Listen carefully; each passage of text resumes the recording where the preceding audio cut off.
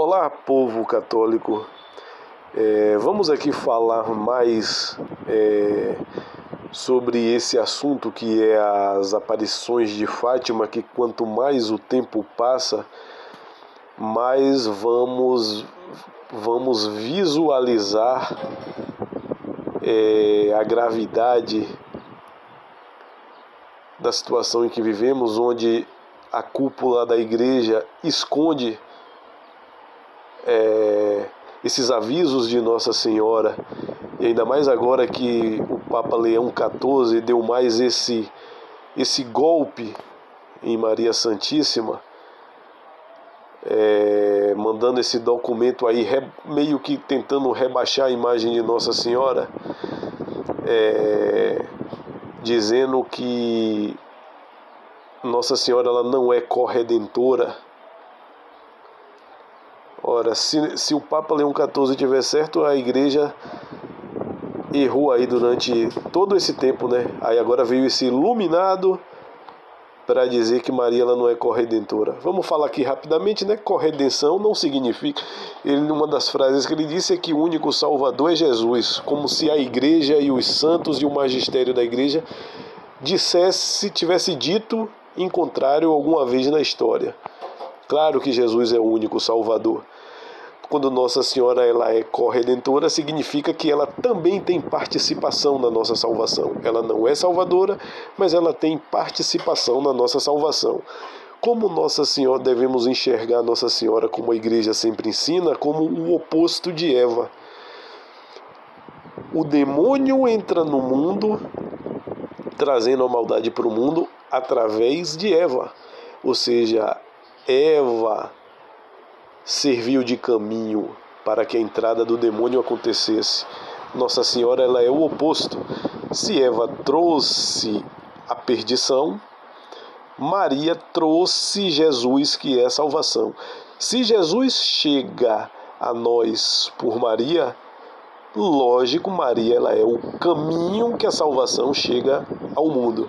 Por isso ela é corredentora. A igreja nunca disse que ela é salvadora. Corredentora significa auxiliar. Ela tem uma participação na nossa salvação. Sem Maria, a nossa salvação aconteceria? E pelo acontecimento, creio que não. Porque foi Deus que escolheu Maria. Não foi a Igreja Católica. Deus que escolheu Maria. Está lá no primeiro livro, no primeiro capítulo do Evangelho de Lucas. O anjo fala a Nossa Senhora: achaste graça diante de Deus. Então, esse absurdo, né, do Papa Leão XIV fazer essa observação mostra o nível de decadência, né, de apodrecimento que está as autoridades da própria igreja. Logicamente que essa tentativa de rebaixar Nossa Senhora do atual Papa é facilitar, rebaixar a própria Igreja Católica, a única religião verdadeira, para se equiparar com todas as outras religiões, obviamente, que são falsas. Deus ele não vai falar, Deus ele não é contraditório, que vai pegar religiões contraditórias e dizer que todas vêm de Deus, né? São contraditórias. Deus não pode cair em contradição. Então vamos trazer aqui um breve estudo para quem quiser, com a indicação do livro O Derradeiro Combate do Demônio. É um livro muito bom, é um livro simples, não é muito longo, mas é uma sugestão de leitura, que uma das funções também desse canal é fazer os católicos buscarem conhecer a fé, já que ela não está vindo mais pelas autoridades da igreja, que estão professando alguma outra coisa. Um grande crime tem vindo a ser cometido contra a Igreja Católica e contra o mundo inteiro. Os perpetradores desse crime são homens que detêm altos cargos na hierarquia eclesiástica católica. O assunto submetido ao crime que tanto nos preocupa é comumente conhecido como a Mensagem de Fátima. Em 1917, a Mãe de Deus escolheu 3 crianças de Fátima para a Igreja e para a humanidade, uma mensagem autenticada por um milagre público sem precedentes na história, anunciado 3 meses antes e testemunhado por 70 mil pessoas. Uma mensagem cujas profecias de acontecimentos futuros mundiais se têm até agora cumprido à letra. Uma mensagem que as mais altas autoridades da Igreja Católica pronunciaram ser digna de todo o crédito.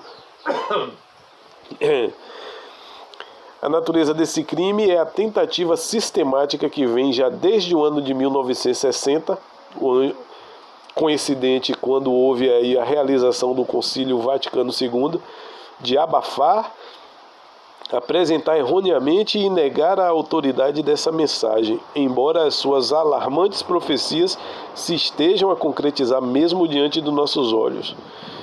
Como iremos demonstrar, esta tentativa de assassinar a mensagem de Fátima tem sido perpetrada precisamente por altos dignatários da Igreja, pertencentes às cúpulas da hierarquia católica. Sem presumir que os perpetradores são inimigos conscientes da Igreja, embora alguns deles o possam ser, e agora, à medida que o tempo vai passando, parece que eles estão ocultando a mensagem de Fátima propositadamente mesmo, não tem razão disso estar acontecendo. Com base em provas evidentes, surge como motivo provável para o crime o seguinte: esses indivíduos, esses altos escalão da Igreja, reconhecem que o conteúdo da mensagem de Fátima, tal como é compreendido no sentido católico tradicional, não se coaduna com decisões tomadas a partir do Concílio Vaticano II. Concílio esse realizado entre os anos de 1962 e 1965.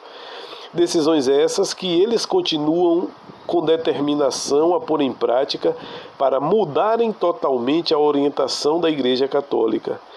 Tal mudança de orientação transformaria a Igreja Católica, se tal fosse possível, de instituição divina que orienta a sua atuação na Terra no sentido da salvação eterna das almas, para uma simples coparticipante, ao lado de organizações meramente humanas, na construção de um utópico e fantasioso mundo de fraternidade entre os homens de todas as religiões ou até mesmo sem religião alguma.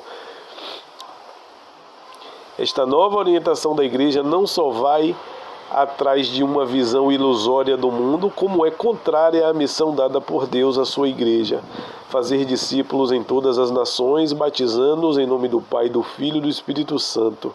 Esta nova orientação é, de fato, o acarinhado objetivo das forças organizadas que têm vindo a conspirar contra a Igreja desde há cerca de 300 anos.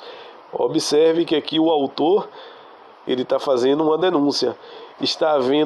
Houve uma mudança, uma alteração nos ensinamentos da Igreja,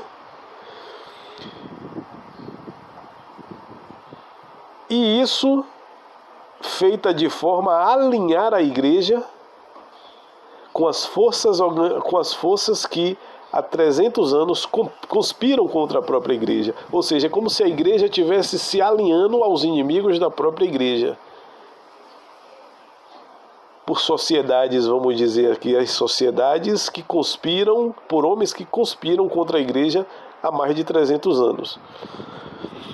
Isso não quer dizer que a própria Igreja alguma vez renunciasse de modo oficial à sua missão divina, porque isso é impossível, segundo a promessa de nosso Senhor sobre a sobrevivência da Igreja Católica na Terra até o fim dos tempos.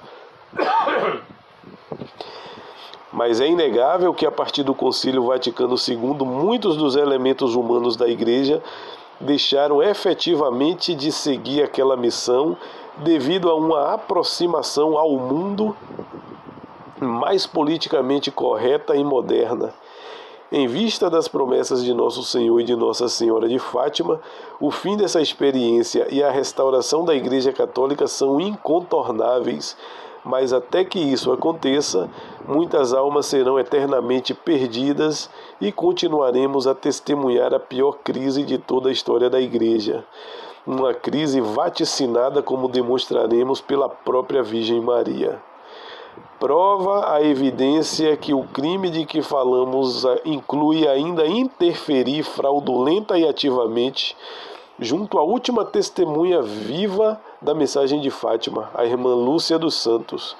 A irmã Lúcia foi submetida a entrevistas sigilosas e a outras formas de pressão na tentativa de a fazer alterar o seu invariável testemunho sobre o verdadeiro conteúdo da mensagem, que barra o caminho aos perpetradores no seu desejo de impor essa nova orientação na igreja. Ou seja, o autor aqui está dizendo que existiu uma pressão sobre a vidente Lúcia por parte da própria alta cúpula da igreja para tentar fazê-la se calar ou falsificar aquilo tudo que ela já tinha dito, que Nossa Senhora nos alertou nas aparições de Fátima. Ou seja, são os traidores dentro da própria igreja. São os homens que não estão mais cumprindo o seu dever de levar as almas ao céu. São pastores que estão trabalhando, que estão ali dentro a serviços dos lobos.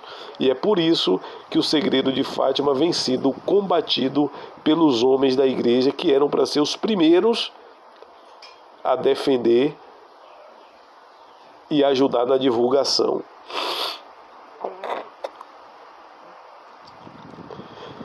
É 13 de outubro de 1917, num campo humilde conhecido como Cova da Iria, em Fátima. Reuniram-se cerca de 70 mil pessoas à espera que acontecesse um milagre. E isto em si mesmo é surpreendente. Ora, nunca antes na história da salvação algum vidente vaticinou, meses antes, que um milagre público aconteceria num tempo e lugar bem precisos. Ou seja, falaram com antecedências, com um tempo de antecedência. E apesar disso, foi exatamente o que aconteceu naquele dia. Por que nesse dia? Porque a Lúcia dos Santos e os primos, Francisco e Jacinta, tinham vindo a receber aparições da Senhora no dia 13 de cada mês a partir de maio desse ano. A Senhora tinha-lhes aparecido sobre uma azinheira na Cova da Iria, e a cada aparição as multidões iam crescendo. Mas também iam crescendo as dúvidas sobre a veracidade dos videntes, tal como a troça e a perseguição dos 3 pastorinhos e das suas famílias, num tempo em que Portugal estava sob o domínio de um regime político ateu e maçônico.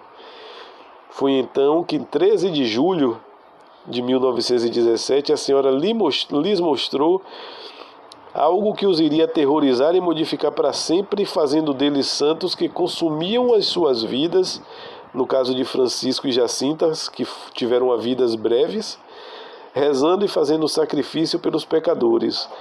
Como Lúcia reconta num depoimento que a Igreja Católica julgou digno de todo crédito, a Senhora mostrou-lhes o inferno. Abriu de novo as mãos, como nos 2 meses passados. O reflexo pareceu penetrar a terra e vimos, aqui é Lúcia contando, como que um mar de fogo.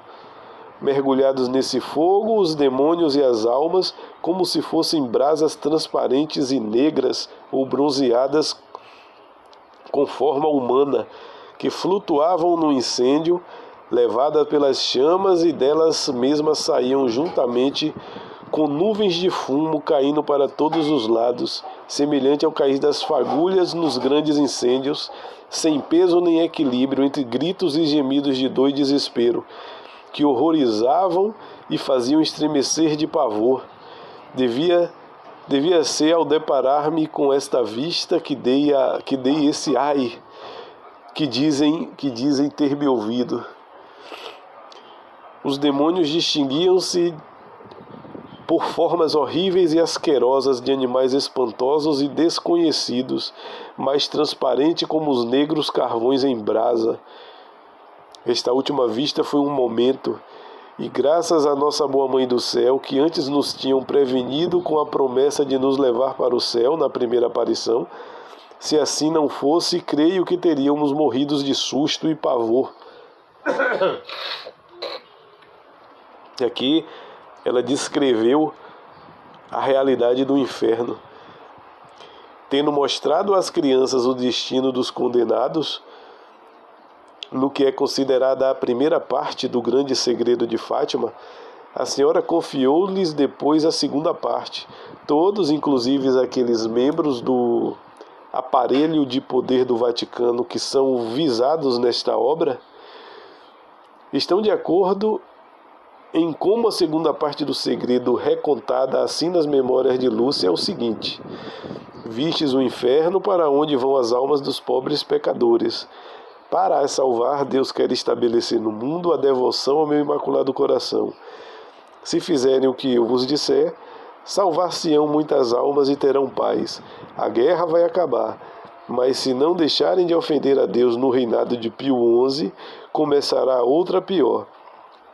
Quando virdes uma noite alumiada por uma luz desconhecida, sabei que é o grande sinal que Deus vos dá de que vai punir o mundo de seus crimes por meio da guerra, da fome e das perseguições à Igreja e ao Santo Padre. Para impedi-la, virei pedir a consagração da Rússia ao meu Imaculado Coração, e observe que já pede a consagração da Rússia com antecedência, né? Meses depois, em outubro desse mesmo ano de 1917, os comunistas tomam conta da Rússia. Virei pedir a consagração da Rússia ao meu Imaculado Coração e a comunhão reparadora nos primeiros sábados. Se atenderem a meus pedidos, a Rússia se converterá e terão paz. Se não, espalhará seus erros pelo mundo, promovendo guerras e perseguições à Igreja. Os bons serão martirizados, o Santo Padre terá muito que sofrer. Várias nações serão aniquiladas. Por fim, meu Imaculado Coração triunfará. O Santo Padre consagrar-me-á a Rússia, que se converterá, e será concedido ao mundo algum tempo de paz. Em Portugal se conservará sempre o dogma da fé, etc. Isto não o digais a ninguém. Ao Francisco sim, podeis dizê-lo. Fazemos aqui uma pausa para anotar de passagem a curiosa frase do final das primeiras duas partes do segredo. Em Portugal se conservará sempre o dogma da fé, etc. A frase incompleta que acaba com um etc. aparece na quarta memória das aparições da irmã Lúcia. É claramente uma introdução a uma predição do céu, contendo outras palavras de Nossa Senhora, que aqui não estão, sobre o grau de adesão ao dogma da fé católica na Igreja, considerada na sua globalidade e considerada à parte em relação a Portugal, onde o dogma da fé se conservará sempre. E se a frase foi terminada no etc., né? Tem alguma coisa mais que não foi revelado, que não foi dito. Ora, por si só, esta observação sobre a adesão ao dogma católico em Portugal aparece gratuitamente e assai sem sentido, porque a frase não segue de modo algum a lógica das primeiras duas partes do segredo. Daqui todos e cada um dos conceituados estudiosos de Fátima concluíram que a frase representa o começar de uma terceira parte do segredo, que veio a ser conhecida simplesmente como o terceiro segredo de Fátima.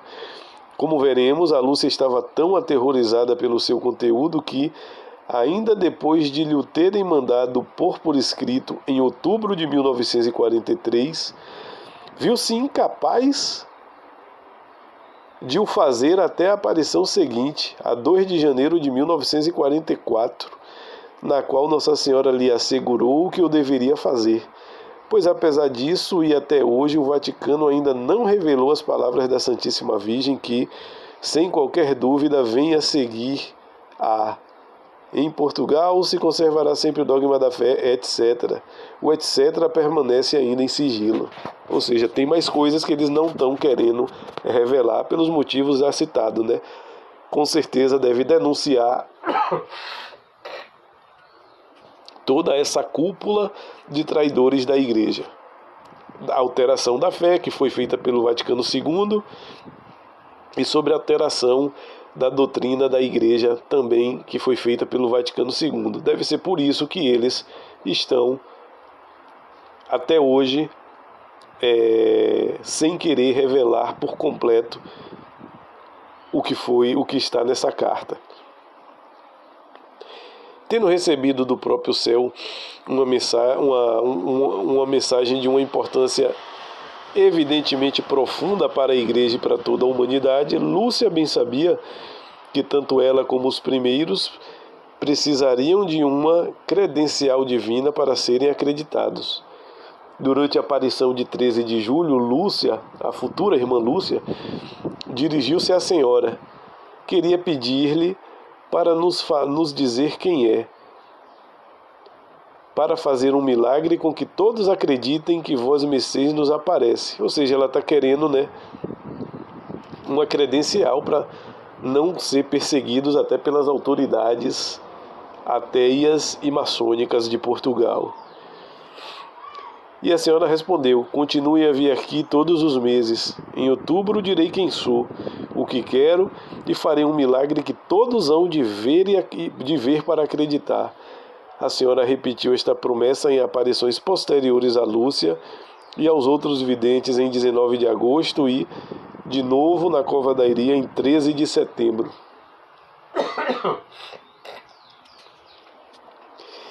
E foi assim que uma grande multidão de pessoas se reuniu na Cova da Iria 13 de outubro. E precisamente na hora vaticinada em julho, às meio-dia, 12 horas, e às 13h30, pelo relógio de Portugal, algo de espantoso começa. Inesperadamente, porque uma chuva torrencial enchera de lama a Cova da Iria, a irmã Lúcia diz à multidão para as pessoas fecharem os guarda-chuvas. Então ela fica num êxtase. E a senhora, aparecendo de novo, diz-lhe primeiro quem é e o que quer, tal como tinha prometido. Quero dizer-te que façam aqui uma capela em minha honra, que sou a Senhora do Rosário. Essa foi a primeira frase de Nossa Senhora. A Senhora é a Mãe de Deus, a Santíssima Virgem Maria, que desde então será conhecida também sob o título de Nossa Senhora de Fátima, um dos muitos conferidos pela Igreja à Santíssima Virgem. A capela, evidentemente, foi construída tal como foi construída outra vez depois de, em 6 de março de 1922, ter sido arrasada por uma bomba aí colocada pelos amigos do Latoeiro, alcunha do autarca maçônico do município de Ourém. Ou seja, uma capela foi construída em 1922, devido à primeira ter sido arrasada por uma bomba colocada pelos amigos dos Latoeiro, a alcunha do autarca maçônico do município de Ourém, os atentados dos incrédulos e dos inimigos da fé.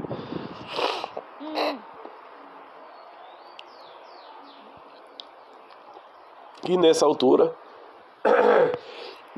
o milagre começou. Vamos falar aqui o depoimento de um jornalista que não pode definitivamente ser acusado de parcialidade nesse assunto. E por um bom motivo. Referimos-nos ao senhor Avelino de Almeida, editor-chefe do jornal O Século, o grande jornal diário liberal, anticlerical e maçônico de Lisboa.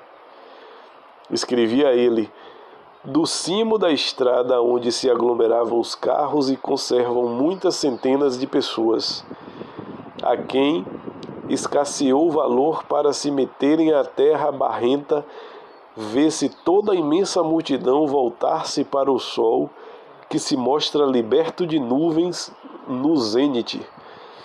O astro lembra uma placa de prata fosca e é possível fitar-lhe o disco sem o mínimo esforço. Não queima, não cega. Dir-se-ia: está se realizando um eclipse, mas eis que um alarido colossal se levanta e aos espectadores que se encontram mais perto se ouve gritar: milagre, milagre, maravilha, maravilha. aos olhos deslumbrados daquele povo cuja atitude nos transporta aos tempos bíblicos e que, pálido de assombro, com a cabeça descoberta, encara o sol tremeu, o sol teve nunca vistos movimentos bruscos fora de todas as leis cósmicas, o sol bailou no céu, segundo a típica expressão dos camponeses. Relato de um maçom, editor-chefe de um jornal anticatólico.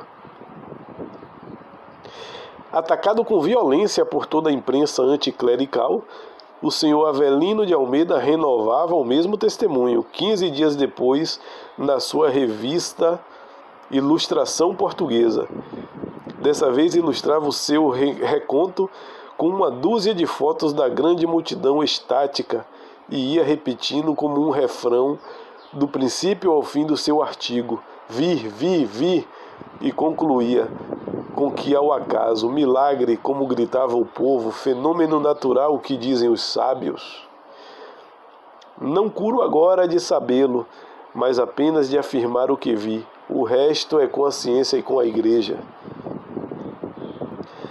Ao fazer a comparação dos numerosos depoimentos das testemunhas, podemos distinguir os aspectos diversos e o resultado dos fenômenos surpreendentes visto por todos.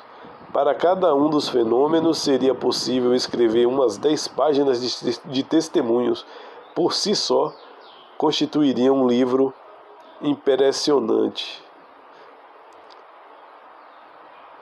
Aqui está o primeiro fato maravilhoso descrito pelo senhor Dr. Almeida Garrett. Devia ser 1h30, quando se ergueu no local preciso onde estavam as crianças uma coluna de fumo delgada, tênue e azulada, que subiu direita até 2 metros, talvez acima das cabeças, para nesta altura se esvair. Durou esse fenômeno perfeitamente visível a olho nu alguns segundos. Não tenho marcado o tempo da duração. Não posso afirmar se foi mais ou menos de 1 minuto. Dissipou-se bruscamente o fumo e, passado algum tempo, voltou a repetir-se o fenômeno uma segunda vez e uma terceira. Da mesma veia, este testemunho pelo editor-chefe do século. E assiste-se então a um espetáculo único e inacreditável para quem não foi testemunha dele. Do cimo da estrada vê-se toda a imensa multidão voltar-se para o sol que se mostra liberto de nuvens no zênite. O astro lembra uma placa de prata fosca e é possível fitar-lhe o disco sem o mínimo esforço. Não queima, não cega, de-se estar realizado um eclipse. Esse artigo ele colocou no próprio jornal O Século, artigo publicado no dia 15 de outubro de 1917. E do mesmo modo afirmavam várias outras pessoas. Este disco tinha a vertigem, o disco que ele se referindo ao Sol, este disco tinha a vertigem do movimento, não era a cintilação de um astro em plena vida, girava sobre si mesmo numa velocidade arrebatada. Dr. Almeida Garrett falou isso.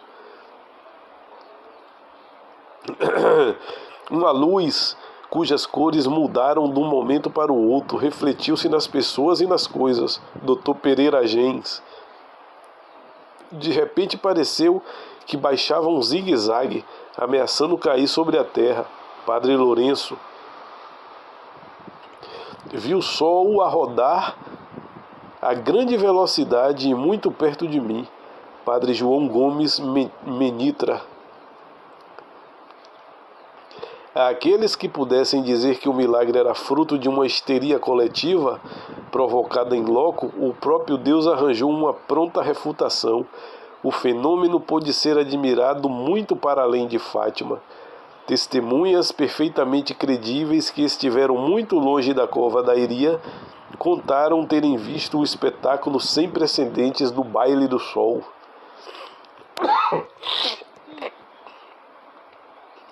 Exatamente como ouviram os 70.000 peregrinos reunidos em redor da azinheira onde a Santa Virgem apareceu.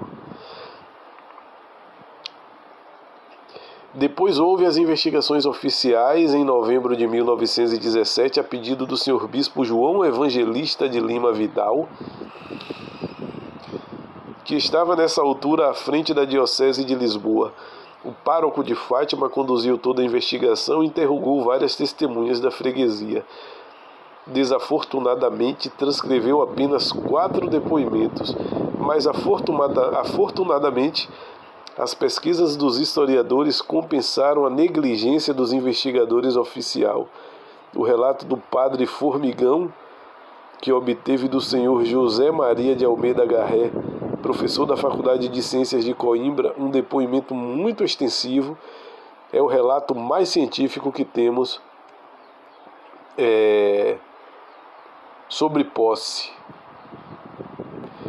Então, por que foi tão importante este dia? Porque foi o dia em que uma mensagem do céu da Mãe de Deus, e por ela trazida, foi autenticada para além de toda e qualquer dúvida razoável. Uma mensagem que, passados hoje, já aí a primeira em 1917, mais de 100 anos, se situa no coração da grave situação que a Igreja e o mundo atravessa nesse preciso momento da história humana para nos oferecer uma solução. E parece que as autoridades vaticanas, depois do Concílio Vaticano II, lutam para deformar a Igreja, lutam para destruir a fé da Igreja e